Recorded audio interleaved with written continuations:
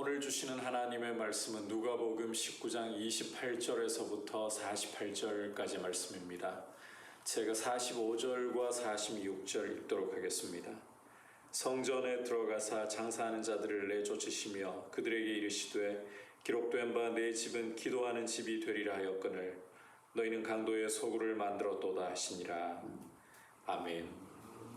오늘 우리가 함께 살펴보려고 하는 누가복음 19장 28절에서부터 48절까지 말씀에서는 예수님께서 예루살렘으로 입성하시는 장면과 입성하신 후에 가장 먼저 하신 일에 대해서 보여주고 있습니다.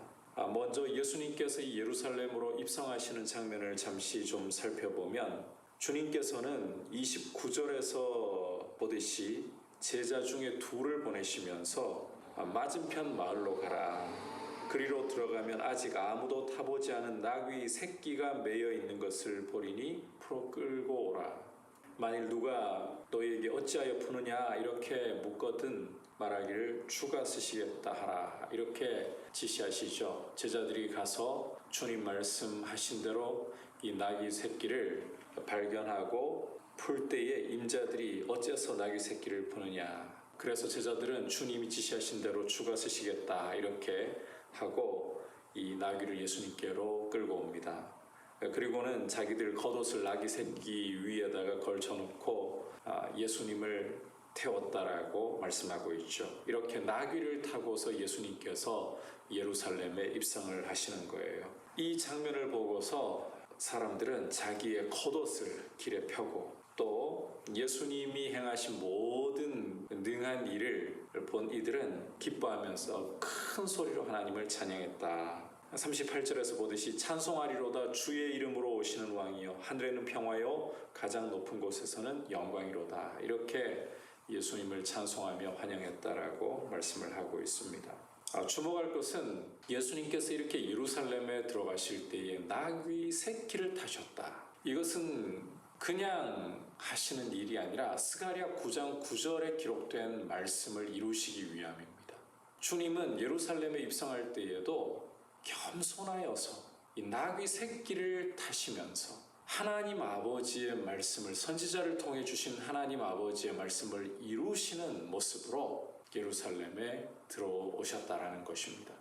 사람들은 이렇게 겸손하여서 아버지의 뜻을 이루고 계시는 주님을 바라보기보다 환호하고 있는 이들은 예수님이 행하신 능하신 일들, 귀신을 쫓아내시고 병자를 살리시고 오병이어로 5,000명이나 되는 장정만 5,000명이나 되는 무리를 먹이시고 이런 일들을 인해서 이분이 들어오시기만 하면 이제 로마를 몰아내시고 다윗과 솔로몬 시대의 그 영광을 재현해내실 것이다. 우리에게 번영과 자유의 시대를 열어주실 것이다. 이런 기대를 가지고 환영을 하고 있는 것이죠.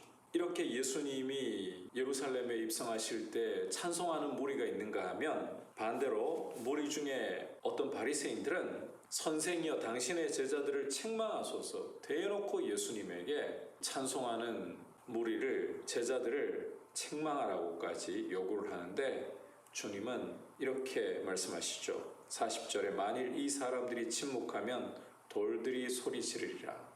주님이 예루살렘에 입성하실 때에 이렇게 찬송하는 것은 하나님의 말씀을 이루는 것인데 저들이 침묵하면 돌들이 소리를 질러서라도 하나님의 말씀을 이루게 되는 거예요. 이렇게 아버지의 말씀에 철저히 순복하시는 겸손한 왕으로서 예루살렘에 들어오신 겁니다.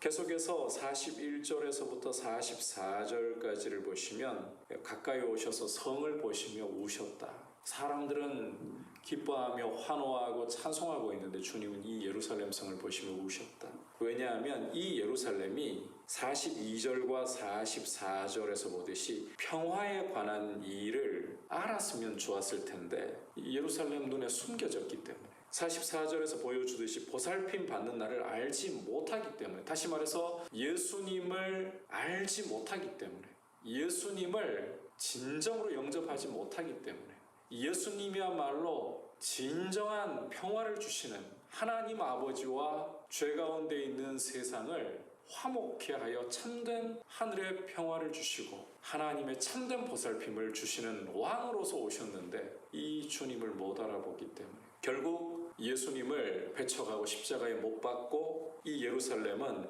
심판을 당할 수밖에 없는 운명에 처해져 있는 겁니다.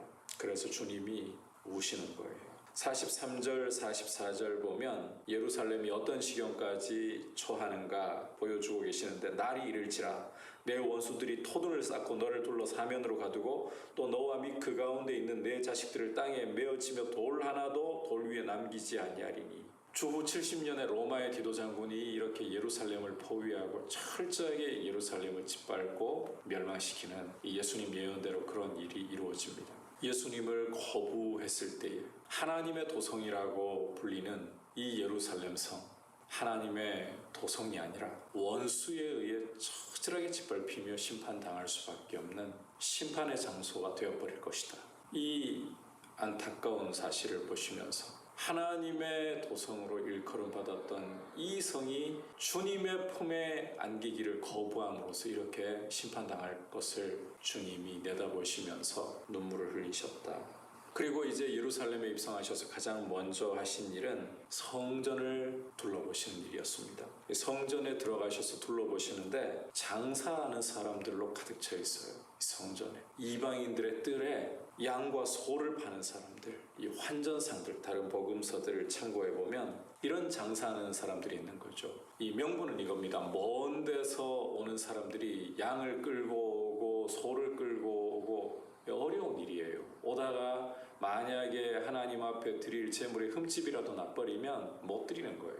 그러니까 멀리서 오는 이 순례객들은 돈을 가지고 와서 양이나 소로 제물을 사야 되는 거죠. 그리고 이 돈도 부정한 이 이방의 화폐가 아닌 성전에 바칠 이 화폐로 전환을 해야 되는 거죠. 이 대제사장들과 지도자들의 이 공인 아래 성전에서 이 장사를 하고 있는 거예요. 그런데 장사하는 곳이 다름 아닌 성전 가운데서 이방인들이 예배하는 곳입니다. 주님은 이 모습을 보시고 분노하셨어요. 예루살렘을 보시면서 우시던 주님이 이제는 분노하셨습니다. 그리고는 내쫓으시면서 46절에 내 집은 기도하는 집이 되리라 하였거늘 너희는 강도의 소굴을 만들어버렸다. 만민이 기도하는 집이 되어야 하는데 이 대제사장들과 기득권자들의 이익을 위해서 이 제사라는 명분 아래서 강도의 소굴을 만들어버린 이것에 주님은 분노하셨습니다. 그래서 쫓아내려고 하셨던 거예요. 이렇게 하시자 그리고 날마다 성전에서 가르치시자 47절과 48절을 보시면 대제사장들과 서기관들과 백성의 지도자들은 예수님을 죽이려고 꾀하는 이런 일이 일어나고 있습니다. 자, 이 예루살렘을 바라보시면서 우시고 또 성전에 들어가셔서 분노하시고 이 모습 속에서도 우리는 주님이 그냥 우시고 분노하신 게 아니라 하나님 아버지의 말씀을 따라서 이 예루살렘을 보시면서 눈물을 흘리시고 하나님 아버지의 말씀을 따라 분노하시면서 성전을 정결하게 하셨던 것을 볼 줄 알아야 합니다. 예수님의 행보 하나하나가 철저하게 하나님 아버지의 말씀을 이루시는 겸손한 왕, 자기를 철저히 부인하시면서 아버지의 뜻을 온전히 이루시는 왕이시라는 것을 우리는 주목해야 되는 거예요.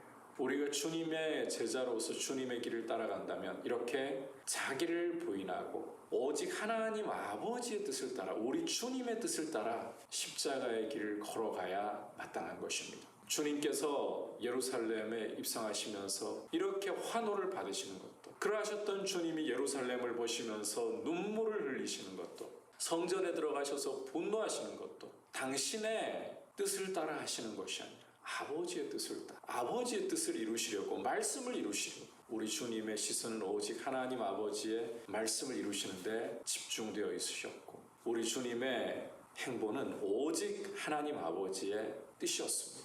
이것이 진정한 열정이고 이것이 십자가의 길을 걷는 중요한 태도인 거예요. 예수님을 믿는 우리 제자된 성도들은 예수님처럼 우리의 분명한 방향이 하나님 아버지의 뜻, 우리 주님의 뜻이 되어야 합니다. 주님의 말씀을 이루는 이 길에 시선을 두고 주님의 말씀인가 아닌가, 이것이 우리의 걸음을 결정하고 우리의 이 말과 행실과 우리의 모든 것을 결정하는 기준이 되어야 되는 거예요. 그렇게 하나님 앞에서 우리 자신을 부인하고 주님처럼 하나님의 말씀을 사랑하고 그 말씀을 따라서 결정하고 행동하고 말하는 우리의 모습이 될 수 있기를 주님의 이름으로 축복합니다. 아울러 이 예루살렘을 통해서 우리가 우리 자신의 모습을 한번 돌아보기를 원합니다. 하나님의 도성이라고 불렸던 이 예루살렘, 그리고 만민이 기도하는 집이고 하나님을 모신 집이라고 사람들이 인정했던 이 성전,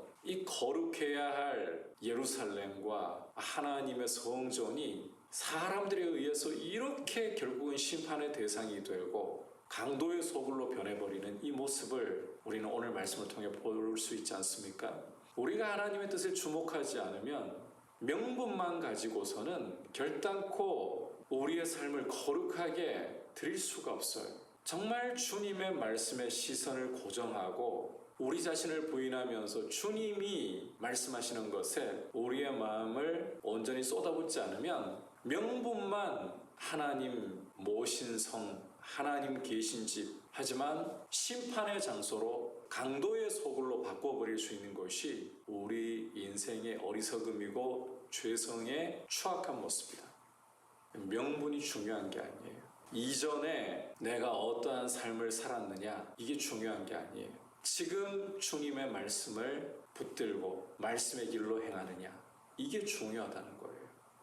한때는 하나님의 도성이라고 자랑했던, 그리고 하나님을 모시고 있는 집이라고 성전을 자랑했던 이것이 말씀은 어디로 간지 사라지고 사람의 기득권으로 더럽혀져서 강도의 소굴이 되고 심판의 장소로 변하는 이런 안타까운 모습을 우리가 보면서 우리 마음에 두려움을 가질 줄 알고, 한때는이라고 과거를 자랑하지 말고 명분을 자랑하지 말고 전통이라는 명분, 관습이라는 명분, 주님을 심지어 위한다라고 하는 명분을 가지고서 욕심을 따라가고 구습을 따라가는 그런 모습이 아니라 정말 하나님의 말씀을 따라서 우리 자신을 날마다 부인하면서 하나님 기뻐하시는 참된 성전의 모습으로 우리 자신을 드리고 하나님이 함께 하시기를 기뻐하실 주님 닮아가는 모습으로 우리 삶을 주님 앞에 드릴 수 있기를 축복합니다. 이 시간 함께 기도하겠습니다. 하나님 아버지, 예수님을 바라보면서 예수님의 모든 행보와 모든 말씀과 모든 결정들이 아버지의 뜻을 따라 이루어졌던 것처럼 우리도 하나님 아버지의 말씀을 따라 말씀에 순종하는 길을 걸어갈 수 있도록 은혜를 주시옵소서. 이것을 위해서 첫 번째로 기도하고, 우리 삶을 한때라고 하지 말고 지금 말씀 따라 나를 부인하는가, 그리고 우리가 자랑하고 싶은 명분, 전통이라든지 그 어떤 말씀과 동떨어져 있는 명분에 매이지 말고 오직 하나님의 말씀을 따라 내 자신을 드릴 수 있는 그런 모습으로 드려지게 하여 주옵소서. 기도하겠습니다. 하나님 아버지, 감사를 드립니다. 오늘 말씀을 통해서 예수님이 예루살렘에 입성하시고 또 예루살렘을 바라보시면서 예루살렘에 들어가셔서 하신 일들을 통해 오직 하나님 아버지의 말씀에 철저히 복종하시며 자기를 부인하신 겸손하신 왕 예수님을 보았습니다. 우리도 하나님 앞에서 우리 자신을 부인하며 말씀의 길로 겸손히 행할 수 있도록 은혜를 주시옵소서. 아울러서 한때는 하나님의 도성이라고, 하나님을 모신 집이라고 예루살렘 성과 성전을 자랑했으나, 그러나 주님 보실 때는 결국은 심판의 장소고 강도의 소굴로 바꿔버리는 것이 인간의 욕심이고 명분이 될 수 있다는 걸 충분히 보았습니다. 한때를 자랑하지 말고 지금 나를 부인하는가, 어떠한 명분도 자랑하지 말고 말씀의 길로 행하는가만을 생각하고 우리 자신을 주님 앞에 드릴 수 있게 하여 주옵소서. 예수님의 이름으로 기도드립니다. 아멘.